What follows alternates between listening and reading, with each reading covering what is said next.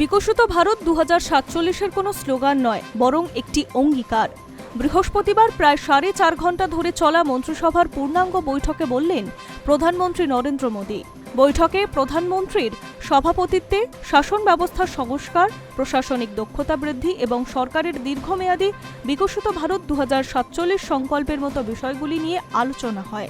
শুক্রবার একটি এক্স হ্যান্ডেলে পোস্ট করেছেন প্রধানমন্ত্রী। আলোচনাকে ফলপ্রসূ বলে বর্ণনা করেছেন। তিনি বলেন, বৈঠকে মন্ত্রীরা সহজ জীবনযাত্রা ও ব্যবসায় স্বাচ্ছন্দ্য রক্ষার উন্নত ভারত গড়ার লক্ষ্যে সংস্কার প্রক্রিয়াকে ত্বরান্বিত করার পদক্ষেপ নিয়ে মত বিনিময় করেছেন। মোদির কথায় এইগুলোই হলো বিকশিত ভারতের স্বপ্ন। সূত্রের খবর, বৈঠকে কেন্দ্রীয় মন্ত্রীদের 2047 সালের মধ্যে বিকশিত ভারত গড়ার স্বপ্ন নিয়ে কাজ করতে বললেন প্রধানমন্ত্রী। জোর দিয়ে বলেন যে এই লক্ষ্যকে কেবল একটি স্লোগান হিসেবে ধরলে হবে না, অঙ্গীকার হিসেবে গণ্য করতে হবে।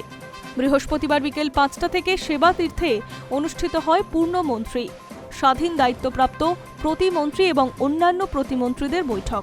মনে করা হচ্ছে এটি বছরের প্রথম পূর্ণাঙ্গ কেন্দ্রীয় মন্ত্রিসভার বৈঠক। উল্লেখ্য, কয়েকদিন বাদেই তৃতীয় এনডিএ সরকারের 2 বছর পূর্তি হতে চলেছে। তার আগে সরকারের কর্মকাণ্ড পর্যালোচনা হয় হাই প্রোফাইল বৈঠকটিতে।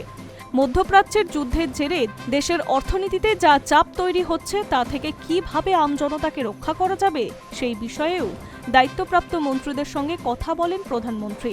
বৈঠকে বিশেষভাবে গুরুত্ব পেয়েছে জ্বালানি, কৃষি, সার, বিমান চলাচল, নৌ পরিবহন এবং লজিস্টিকের মতো ক্ষেত্রগুলি। Hi news network.